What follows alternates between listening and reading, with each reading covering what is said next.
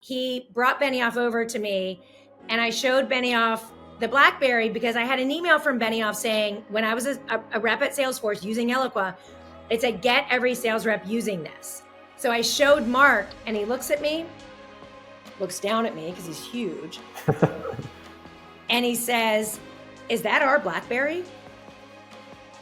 Like, did I steal the BlackBerry from Salesforce when I left Salesforce? And I wanted to smack him in the head with it because I'm like, no, dumbass. I was so ahead of the market that I bought my own BlackBerry. Here's what go-to-market teams are missing: proof. That's what I think of every morning when I fire up LinkedIn and scroll through boring manifestos and endless lukewarm takes. Opinions are cheap and proof is gold. I'm Mark Huber, and this is The Proof Point, a show from UserEvidence that helps go-to-market teams find ideas, get frameworks, and swap tactics. Each episode includes an unfiltered discussion with the biggest names in B2B SaaS to help find the proof points that I'm in search of. You'll learn from sales, marketing, and customer success leaders in the trenches, where I ask them, seriously, what actually works for you? One of our guests actually told me this felt like we were having drinks at a bar and talking about work without all the BS. And that pretty much sums it up and why I'm so excited for this new show. Join us every other week for new episodes. Hot takes, always welcome. On this week's episode of The Proof Point, we're talking about customer obsession. Some call it customer centricity, some call it customer led, and sometimes it's called customer obsession. And to be honest, it sounds a little too creepy for me, and I'm not sure if that's a good thing for B2B SaaS companies. First up, we have Mark Organ. He's a two-time founder and CEO. He was actually the founding CEO of Eloqua and Influitive. He's somebody I've gotten to know over the years, and he's always a good time. Next up, we have Jill Rowley. She's a massive name in the B2B SaaS space. She really knows her stuff. She was actually one of the first 100 employees at Salesforce and probably has my favorite job title that I've ever seen or had. She was the Elo Queen at Eloqua. And last, but definitely not least, his return appearance on The Proof Point, my boss, our CEO, Evan Huck. And this episode was a blast to record. We went a little off script, but it's because we had some hilarious stories that were completely unplanned. I promise you'll enjoy it. I think it sounds good. And everyone wants to be customer-centered, centric, and obsessed, but we're not designing with and for the customer. We're oftentimes designing for our marketing team, our sales team, our CS team, our legal team, our finance team, our HR team. We're designing with and for ourselves, not with the customer. We're not living, we're going to market. We're spending all this money and time and energy to go to market when we should be living in market with our customers. Comp plans drive behavior. And comp plans are designed for the quota crusher to close deals, close them fast, close them for as big an amount as possible. And we train our employees, our salespeople, usually first on the product, not the problem. And we should be training our whole organization on the market and the subset of the market that is our customer. I could go on and on and on and on, but we're designing for us, not with and for our customers. I promise I don't say this at the start of every episode when the intro is done, but that was probably one of the better ones that we've had on The Proof Point so far, if not the best. I know. That is awesome. No, I definitely concur with that. Mark, you and I met at a previous company that I was just hired to help overhaul the pricing. And oftentimes, pricing and packaging is done in a proverbial smoky back room. And typically, the salespeople often have a really outsized voice as to how the pricing ought to work. Like what Jill said, I think that you need to do pricing the way you do good product management, which is by understanding the user, understanding the customers and what they want. So I came back with a pricing scheme that customers would absolutely love. But of course, lots of criticism. We can't do that. The back office won't allow that. And this is going to interfere with this commission. And this is going to interfere with that and whatever. And I said, good.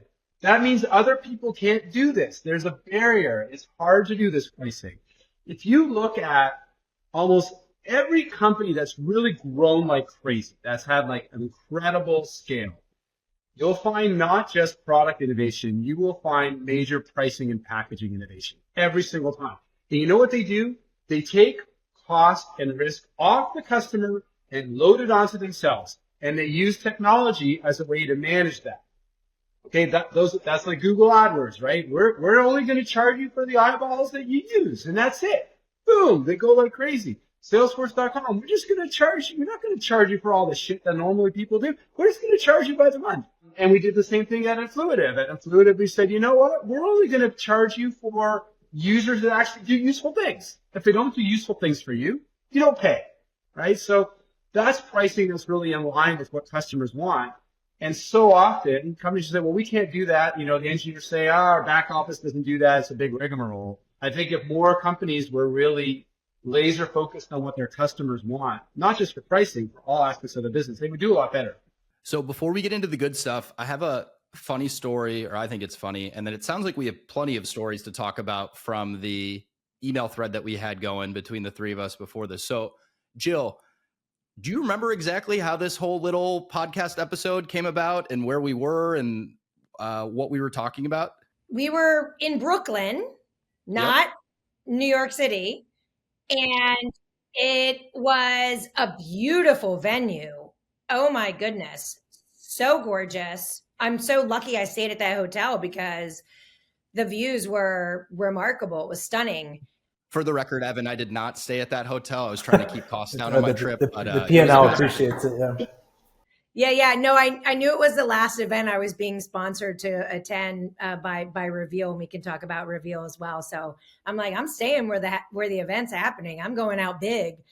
Anyways, you tell the story from there because we were in Brooklyn. Well, we were at an event. We were very hungry, much like it sounds like both of us are right now. And we were waiting upstairs in line to get food. And I think they maybe were out of food or something. And the line took forever. And I usually have pretty good memory, but this is where my memory loses me here. I forget who connected us in line, but you and I stood in line together for like 20 minutes and really hit it off. Yeah. Yeah, we were waiting for the food. I wasn't leaving until I got fed. But no, small world. And it was an awesome event and pretty expensive from what I heard through the grapevine. So we don't have that kind of budget yet, but Evan, that's the goal at some point to get onto that sort of in-person event. So I'm excited for this because Jill, when we were talking in line, you pitched me on the topic and I know it's something that you're really passionate about. So just to kick us off, I'd love to hear what each of you think on what being customer obsessed or customer led or customer focused, because Mark, it sounds like you think all of these things potentially are the same thing, but why don't you kick us off, Jill? I like to use very specific examples. And when I was brought into Marketo as really the chief marketing evangelist by Steve Lucas, the CEO at the time, it's crazy that I even ended up at Marketo after not allowing my daughters to wear purple when I was at Eloqua, because we fiercely competed against Marketo and purple was banned from our home. But the market had changed and it was no longer Eloqua at Oracle. And I felt like I needed to go rescue the Eloqua customers. And I had this opportunity to come and be in the C-suite, which Mark Organ, my aspiration was never to be in the C-suite. For me as a sales professional, I didn't lead other salespeople. I led our customers to their promised land. And I never wanted to be a VP or a chief revenue officer because it took me farther and farther away from what I loved, which was customers. And so anyways, when I joined Marketo in the C-suite, I wasn't an operator. I'd never been an operator. But my role was to sit in every exec meeting and every board meeting. I was in the chair of the customer. Like, we reserved a chair for the customer and I was there to represent her. And so I knew the customer so well. I knew the market so well from my decade at Eloqua and then staying in market and to me, to bring in a C-suite role who isn't an operator, to be the voice of the customer, the voice of the community, the voice of the market, that is a commitment to customers. The board, they had to approve me coming on board, and it wasn't an inexpensive hire. There were millions of dollars at equity that I said I wanted to come join. That's one little example. I have that's a big example, but there's so many little ones that all add up to be how I was able to personally in my profession, get invited to be in the C-suite. Now, how does that stack up with what you think, Evan?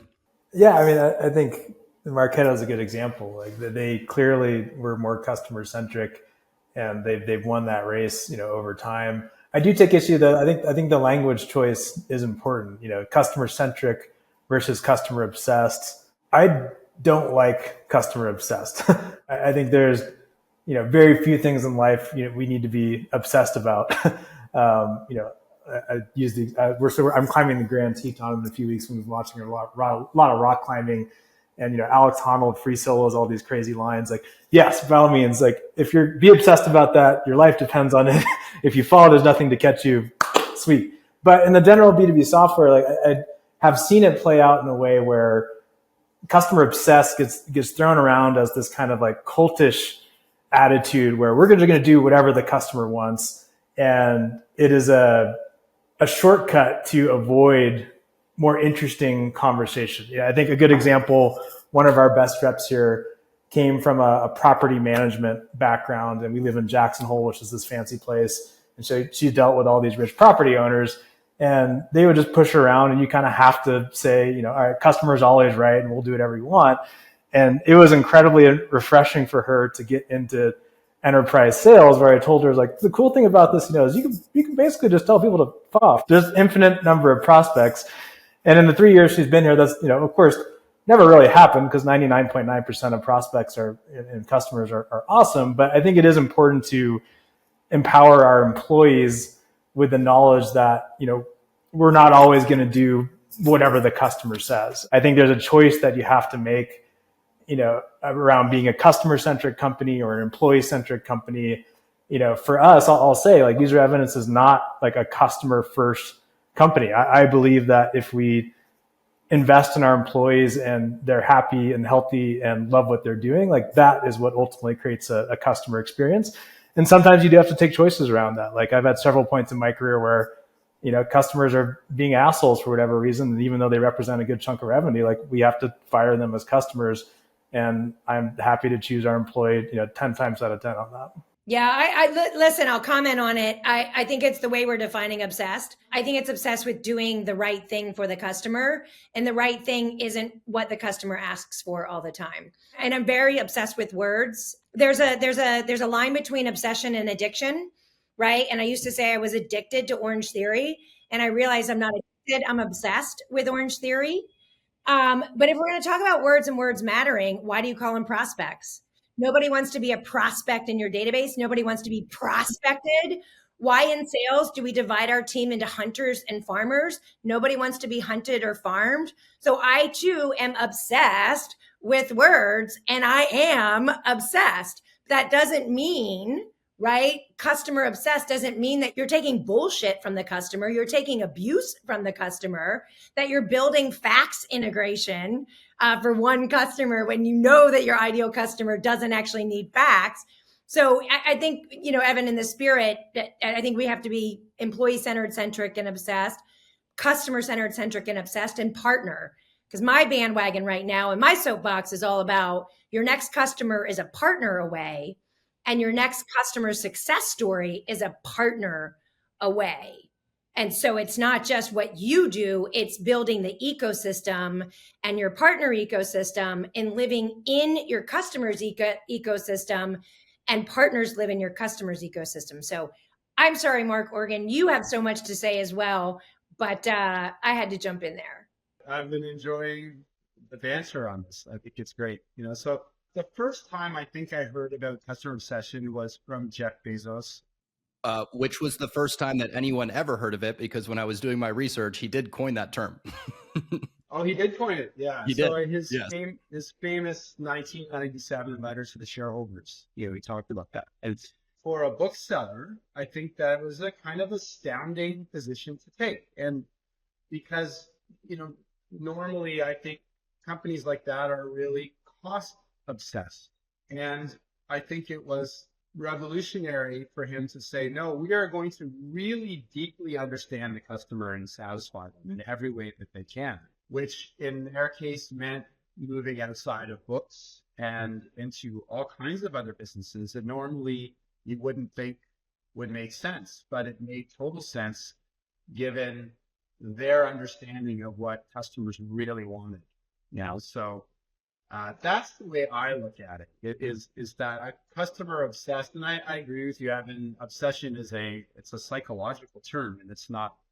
You think about obsessive compulsive disorder, it's not necessarily a positive thing, right? So I get that. But I think what that means, a customer obsessed company is when you have the product people stop being in their own product bubble. And I would put pricing in that. I think pricing is part of the product bubble, and really deeply understand what it is the customer is trying to accomplish and make sure that we get there. I don't think it means do whatever the customer says. I don't think that's what it means. I don't think it means that when the customer is being a dick to your employee that, you're going to fire the employee. I don't think that's what it means. But in that, I think customer obsession from the perspective of people who are building things is a really great thing. Because I think product and go-to-market needs to be two sides of the same coin. Whereas in so many companies, including the company where me and Jill met, which I think, Eloqua was infamously not integrated very well with respect to product and go-to-market. There's a wall, and, I would throw things over the wall to the product side saying, I'm sorry, I have 10 customers. You need to build this to make them happy. Or the product side would throw something over the wall saying, hey, I built this stuff. Why don't you go out there and sell that? Or why don't you get some customers to adopt this thing that I made? Okay, so maybe that was in that decade. That doesn't work anymore at all, right? And I think that's why product-led growth is such an important development, a necessary development, because you see with PLG where it's much more tightly integrated. Every time we build anything, it's why are we building it? For who are we building it? Which edition is this going to go into? How are we going to monetize it? There's no such thing as throwing a product thing over the wall. And the same thing on the, going the other way. There's no such thing as, sales guys lying their face off to a bunch of prospects to turn them into customers and then going back to engineering and saying, when are you going to build this stuff? I already pre-sold for you. Oh, I'm sorry I did that. But, when are you going to build this stuff? That answer better be next week. That's not acceptable. That's not good for anybody. I may have been guilty of that this week. Sorry, Ray, if you're out there, my bad. You can go back. You can admit that you were wrong. That's really important. Yes, take ownership. Be boldly accountable. So one of the things as I was preparing for this, a bunch of people had said and had written about before is, sometimes there are reasons to not be overly obsessed with your customers and to not be customer centric. And one of the things that stood out to me was that customers don't always know what they want. So how do you deal with that and work through that with customers while still being focused on them? Look, we're all selling change. That if I'm in sales, what am I selling? I'm selling change. And it's either change the way my customers think, change the way that they're organized, change the software that they're using, change the services providers that they're working with, right? Like in sales, I'm earning attention and I'm selling change. And so for me, as a rep at Eloqua, I oftentimes was not in a position to let the customer buy from us because the customer wasn't ready. The customer didn't have what was required to be successful. So if they signed on the dotted line and they didn't have what was necessary to actually adopt the software, and organizationally, if they didn't have someone in marketing that understood data, if they didn't have email addresses in the early days of Eloqua because it was an email tool, then they were not a good fit customer. And so for me, I would not let them buy yet, but I would absolutely introduce them to Serious Decisions. Back then, they were the framework, the model. They were the Serious Decisions waterfall, the MQL to SAL. Great. That was really good then. If we're optimizing for that today, you're old news. But anyways, that was actually revolutionary. Marketing operations wasn't a function. And so Serious Decisions was helping establish this function.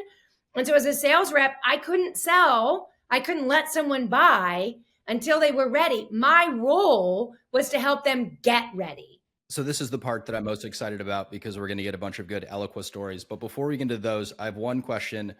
Who came up with the Eloqueen job title? Was that you, Jill, or were you given that? Okay. So the backstory on Eloqueen was, I remember vividly, a woman named Mary. And Mary was a customer at Fluke Networks, I think was the company, or Fluke something or not, Networks maybe? Networks, yep. They were a Danaher company, and they were in Seattle. And I remember going and visiting her, and they used Microsoft CRM. We didn't integrate with Microsoft CRM. And it was really pretty much a nightmare, probably a customer we shouldn't have had, and not one that I actually sold. She was so brilliant. Without her, we wouldn't have helped them achieve what they did. And the software wasn't easy to use. It was actually really hard to use, right, Mark? Like, it was back in 2000, we didn't have the user interfaces that we have today. I called her an Eloqueen. I'm like, you literally are an Eloqueen. And I sent her a tiara. And she had that tiara in her cubicle. And it was a conversation starter. And it was like, she was queen. She was crowned Eloqueen. And it caught. And so I'm like, okay, well, we have guys too. So we got to have Ella Kings. And so we had Ella Kings. And at one point, I remember posting on Chatter, like I wanted a new title because I was always a sales rep at Eloqua, but I was more than that. And so I wanted a new title. And my name was Jilliqua, right? That was my name as a human being. It was Jilliqua. And I posted, I need a new title. And I said, how about Eloqueen? And Joe Payne at the time, who was CEO at that time, he said, I can't remember exactly, but Eloqueen or the boss. And I said, the Eloqueen is the boss. So we'll do Eloqueen. But it wasn't me. I was the ambassador. I was the Sherpa for all of the Eloqueens and the Ella Kings. And I was representing through Eloqueendom. That's how the title came about. I think you're the first person I met that ever used Salesforce Chatter. So that's cool. I tell you, Salesforce Chatter helped me win Employee of the Year. I'm not kidding, because it was so transparent. You know, now it's like Slack or whatever, but it was the place where I could learn and contribute. And it proved that I wasn't just a sales rep. It proved that I was literally a shareholder and that I was there for the customer. So anyways, I still to this day tell so many Eloqua stories because it is where foundationally I learned so much. We did so many things right at Eloqua, and we did them before any other software company did them. I mean, one thing that was interesting that Eloqua did do, especially back in the day, this was probably, 2014, they had the best partner org ever. Like, just amazing people that were super supportive. I saw like Mitch Patel in Austin a few weeks ago. Adrian is one of our customers. And I think that was a huge advantage, especially in the larger enterprise. And I think that matters more and more today too. It's like, it's so noisy. So if you can have trusted partner ecosystems get you to that was a massive advantage for Eloqua back in the day, at least. Mark, you can talk about Eloqua's early partner strategy, because professional services, do we partner? Do we build our own? And that was like really before 2014, because I left the Eloqua family when Oracle acquired us in 2012. So anything that you referenced with Mitch Patel, that was pre Oracle acquiring us. like everything that was really beautiful and wonderful about Eloqua before getting acquired by Oracle. I promise you that.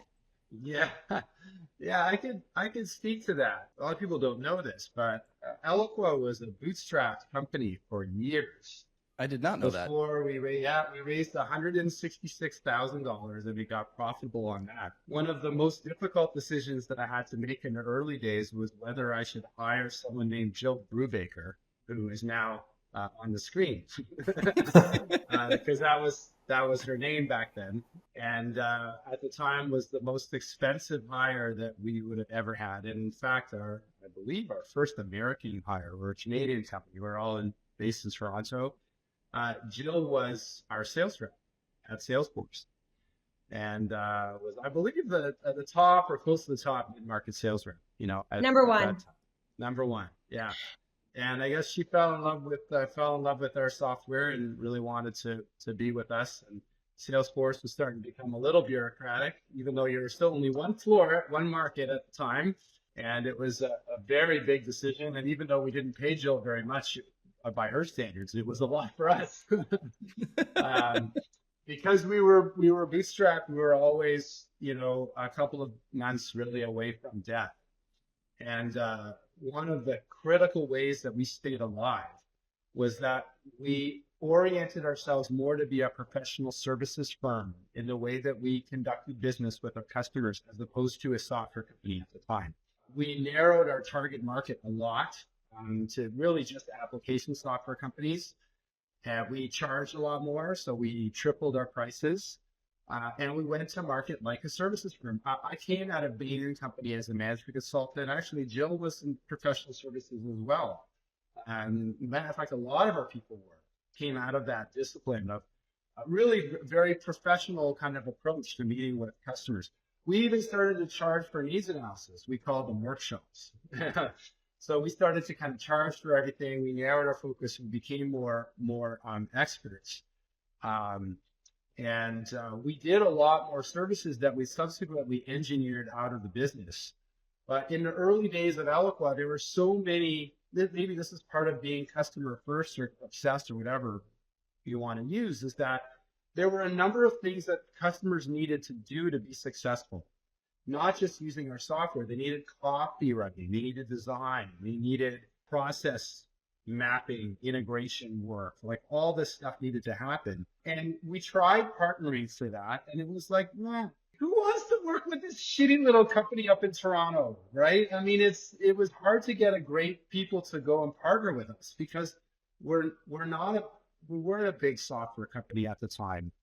And so partnering is really hard when you're small. It's like being at a high school dance. Like all the people you want to dance with are not interested in you. And then also vice versa. You people that you don't want them. So partnering is actually really hard. And so really what we did was we invested big time into professional services because we knew how to do it. Our sales professionals like Jill would take a high quality services approach to the customer. And then we subsequently engineered that out of the business, and then we gave it to partners as we built the business. So for example, design, after a while, we didn't do our own design work anymore. We were able to find great design partners, and they were able to give our customers consistently good design, and then consistently good copy. So that increasingly over time, we only would do really expensive services, like high quality strategic services. And then everything else would be done with partners. There's an infamous guy that you may have heard of named Jeff Pedowitz, who created the Pedowitz Group, and he's done phenomenally well. Jeff was our head of professional services and, was constantly innovating, creating new services all the time. So his job was to create services that were high margin and unique. And then over time, we would go to partners and say, hey, here's a $5 million business if you want it. If you can deliver this with high quality service, then it's yours. And so I think the model that we came up with was, I call it, it's like an assembly line or conveyor belt, where the ProServe team is actually a very innovative organization. It's constantly innovating, creating new services all the time. A lot of those end up being junk. We create a service, people don't want it or it doesn't really work, whatever. Throw it out. But then some end up doing really well. And the ones that do really well, we're going to productize them like crazy. And then we're going to go and use that to attract a partner network and give the partner network, give them the money. Because see, unlike a software company, these partner companies, especially the services, they're growing out of cash flow. They can't raise venture capital. So you need to gift wrap that business for them. And then in return, they give you a whole bunch of leads and they satisfy customers, and you end up having this very virtuous, this virtuous cycle, at least with the services partners. I don't think we were as good with ISV partners until we came up with the App Cloud, and I think that ended up doing pretty well. But, I think we bet really big on Salesforce.com as a partner with a 9-month hiatus when I was annoyed with Mark Benioff, so that I said, let's go work with SalesNet for a while. That was a career limiting move for me. Yes, it was. But yeah, I can tell you some pretty funny Benioff stories too. Eloqua was the first company to ever partner with Salesforce.com. I'm serious. Like the first company to ever integrate our software with their software. At the time, I had 7 people, and we were in my co-founder's bedroom. And Salesforce had 40 people. I don't know if you were there, Jill, at the time. I was there. I got in trouble because Eloqua was one of my customers, and I had never carried a bag before. I'd never been in software. I was in consulting for 6 years, and Salesforce took a risk. They took a chance on me, and Eloqua was a customer, and I was in sales, and I'm looking at, I need top of the funnel air cover. And Eloqua was like this marketing tool, and none of this existed. You got to wind the clock back to 2000, 24 freaking years ago. None of what we have today existed. We created that at Eloqua. So as a rep, I'm like, wow, I could use Eloqua to start to do campaigns to generate my own demand. And so I gave Eloqua like my username and password to Salesforce. And it was like, and so that, yes, I mean, Eloqua was Salesforce's first integration partner because I was there showing the value of when salespeople use Eloqua, here's what we get, and couldn't get marketing to understand why they should be using Eloqua. But yes, that is the story of Salesforce and Eloqua in the beginning of that. Yeah, that is why the integration happened. I think it's because of you. And we integrated through the query strings. Like Salesforce did not have an API for like over 5 years. Yeah, so we figured out a hack in terms of how to integrate with it. We were the first to do it when we didn't even have an office yet. Yeah, it was quite a story. We have so many good stories. We're going to run out of time before we tell even a quarter of them. So there's a first time for everything in the proof point, but this is the first time where we've had someone on who knows Benioff. So what's the best Benioff story that you're comfortable sharing that you have? You want to go first, Mark? Because I have a really good one. I actually have two really good ones. Okay, you go first. You go first. Okay, the first one was let me get the BlackBerry. The first one was in August 17th, 2011. I was a rep at Eloqua still, and that was the day that Salesforce became an Eloqua customer. And that deal was in the pipeline for 3,321 days. So the day I joined Eloqua, the clock was ticking for us to win Salesforce as a customer. They were our most important partner, hands down, no question about it. And I was on a mission from even when I was a rep at Salesforce to get them as a customer at Eloqua. The deal went down, it closed, we won it. I mean, there's so many stories about that we don't have time to tell. But fast forward to Dreamforce that year, 2011, which happened right after the win, August 17th. I think it was in September. I have this BlackBerry, and it no longer, unfortunately, it's cracked and you can't even turn it on anymore. But this was my BlackBerry from when I was a salesperson at Salesforce. Like I bought my own BlackBerry, and I was definitely a Crackberry addict. Like that was not obsession, that was addiction. And I took the BlackBerry. At this time, it was still working. I took the BlackBerry to Dreamforce, and Dan Darcy, one of like sidekick of Mark Benioff, he brought Benioff over to me, and I showed Benioff the BlackBerry because I had an email from Benioff saying when I was a rep at Salesforce using Eloqua, it said, get every sales rep using this. So I showed Mark and he looks at me, looks down at me because he's huge. And he says, is that our BlackBerry? Like, did I steal the BlackBerry from Salesforce when I left Salesforce? And I wanted to smack him in the head with it because I'm like, no, dumbass. I was so ahead of the market that I bought my own BlackBerry. This is before Salesforce issued BlackBerries. This is mine. This is not a security risk to Salesforce. Okay.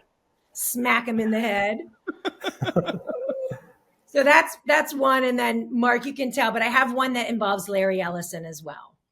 Oh, that's funny. Yeah, I mean, a couple of me. One that I'm really proud of. I got a note from one of their acquired CEOs that even as late as 2019, Salesforce was still using Eloqua. Apparently, they were trying for 5 years to get rid of it because they had bought ExactTarget, which in turn had bought Pardot, but they just could not replace Eloqua because the features and functions that Eloqua had, and it really, Eloqua was really kind of like the enterprise standard. Like if you wanted to do really sophisticated things in marketing, Eloqua was the only choice there.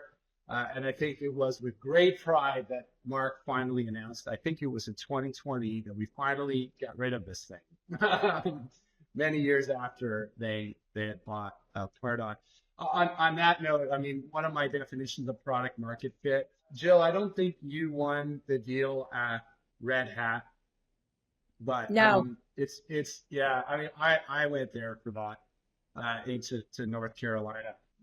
One of the things that's interesting. So Red Hat, everyone knows is the open source application company. How many Windows computers do you think they would have at Red Hat? Zero. This is like Mecca. It's having that would be like bringing a ham sandwich into Jerusalem or to Mecca. Like, not going to happen. The thing is that Eloqua only worked on Microsoft Internet Explorer.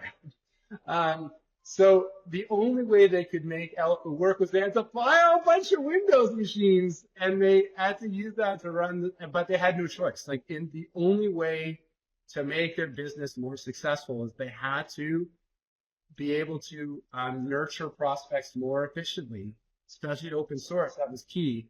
So yeah, they had to hold their nose, and they had to bring in, all this in this cathedral of open source. They had to have all this proprietary Microsoft stuff in there. So that's product market fit. Okay. So really try it out. But yeah, in terms of Mark Benioff, so I mentioned that I had made a career-limiting move of partnering with this tiny little company in Boston called SalesNet because they were treating me really well. And Mark, he's not always nice to me. So I'm like, all right, fine, I'll partner with these guys.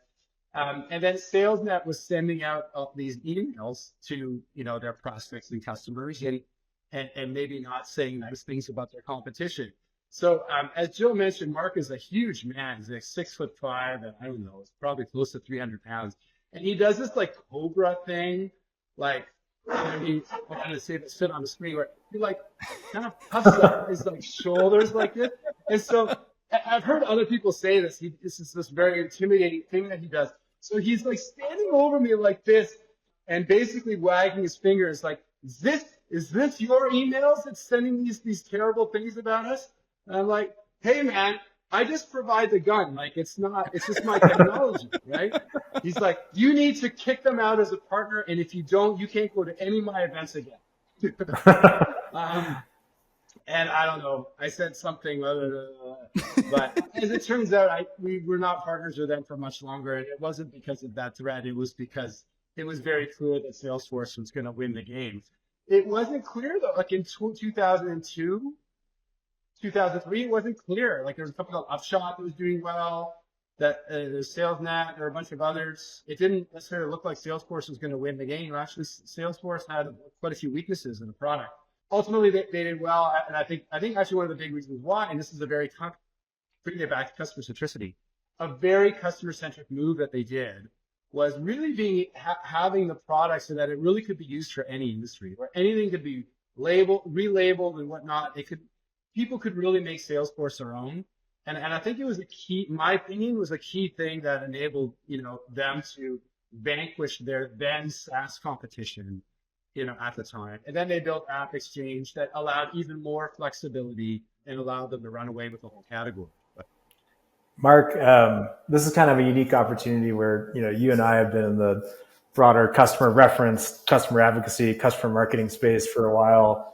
I was the first salesperson at Tech Validate back in 2010. And at the time, it was just, customer reference, and there was a few reference management tools. And then I remember you showing up to Bill Lee's conference with Influitive and, giving a presentation about how people throw away more trash in London if there's gamification and stuff like that. But I'd love to hear your thoughts on just where this function is going. Cause there's been fits where it seems like it's about to take off. 3 years ago, it was the number 3 fastest growing job in the country, customer marketing. And then there was a bunch of layoffs on it, and it's, struggled to elevate itself to the function, like an actual true executive seat at the table. And I'd just be curious to hear your thoughts on where customer advocacy and customer marketing is going.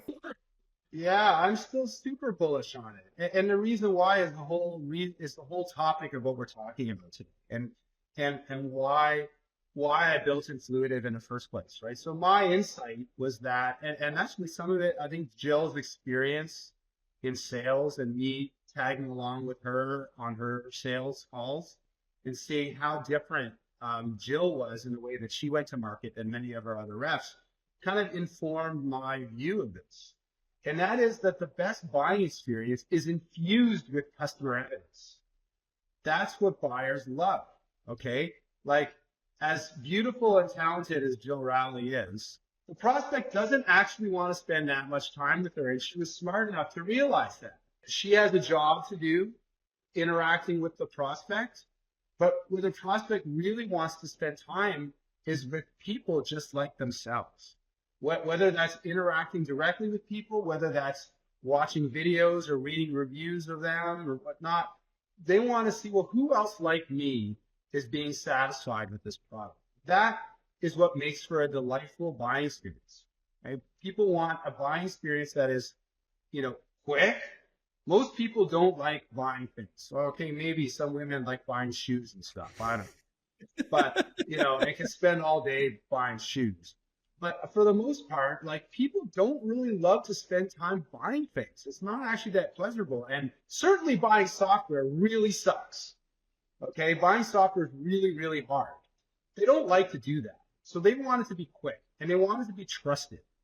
Okay, so they don't really trust their sales rep that much. Their sales rep is paid to sell their own product. So yeah, they want to get information, but they don't want to spend a whole lot of time with sales rep, and they want to be delightful. Jill is a delightful lady, so if I were to spend time with a sales rep, I'd rather spend time with Jill than many other salespeople. That said, they want to be delightful. That's what a great buying experience looks like. And wait, you know how to do that? You do that by infusing the buying experience with relevant customers. And so that's why I think that customer marketing is going to be huge, because it's the way that people want to buy. In addition to being a pretty darn efficient way to go to market too. I call it the who economy, right? It's no longer what does your product do or how do I use it? It's who's done the thing I'm trying to do. And we're in the who economy. Just like Mark said, I want to talk to people just like me who solve the problem that I'm trying to solve. And it's all about trust, right? And like I said earlier, we're earning attention and we're selling change.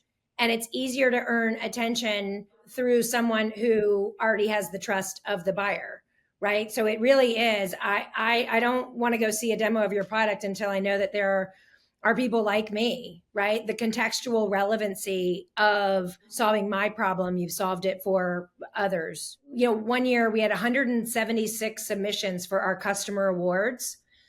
We called them the Marquee Awards, and we had 176 submissions for all these different categories. I had them printed, every single one of them. Yes, I killed a lot of trees. And I had them put in binders, going back to my consulting days. And I had the tabs based on what award it was. And then I would highlight certain aspects of it. And in my brain, I was doing what AI could do way better today, and it could filter through and it could basically make all of these connections that if we did have a future buyer that was using Microsoft CRM, we had a marquee award winning customer who was using Microsoft CRM. That's as a single rep. They weren't all of my customers. I printed and read and knew the customer story so that I wasn't like holding the references till the end when they proved they had budget authority, need, time frame, and we were on the short list. Screw that. Like, bring that customer to help more become go from unaware that they have a problem, that you exist, you can solve it, all the way to customer advocacy. You got to know the customer story and weave it all the way through the buyer's journey. And even when they're a customer, they still need to be meeting other customers to expand their use. And I think maybe the early incarnation of customer marketing technology, where particularly in community side, where you have sort of this walled garden community that's kind of off to the side somewhere, even what Tech Validate was doing, I think that's an early iteration of the technology. It's kind of like the automobile when you had to like sit outside, crank it out in the cold. Like, it's not that great of a user experience to do that. Someone invented the key ignition, and then all of a sudden cars were a lot better to drive. And I think what you're going to see is customer, essentially community, completely infused with products that people use every day. You know, you're going to use products every day. You're going to be able to access customers in there. You're going to be able to see videos, and you're going to be able to talk to people, and it's going to be a better experience for users and customers, and for the customer advocates as well. And I think there's a new generation of companies that are working on that. And I am completely convinced it will cross the chasm and you'll see it everywhere. Yeah, I think that's right. Obviously, our hope is that too, as building a company in this space. But particularly with software companies today, I think the asset that maybe has proliferated more since 10 years ago is like, everyone's got so many users. Like, you think about Gong or Salesforce or anything like that, it's, tens of thousands, hundreds of thousands of people. An advocate is not just your buyer anymore, but it is this amalgamation of the positive voice of, potentially hundreds of users and organizations that are using the product in different ways. So I think allowing prospects to basically democratizing that voice so that everyone has access to get information directly from customers who are obviously going to be more trusted than vendors, is the way to, highlight that customer voice. We are just at time, and I feel bad that I have to end this recording because I could listen to this group for a long time. I learned a lot, I laughed a lot, and did not think we were going to get 2 good Benioff stories. Evan, I didn't want to exclude you. Do you have a Benioff story?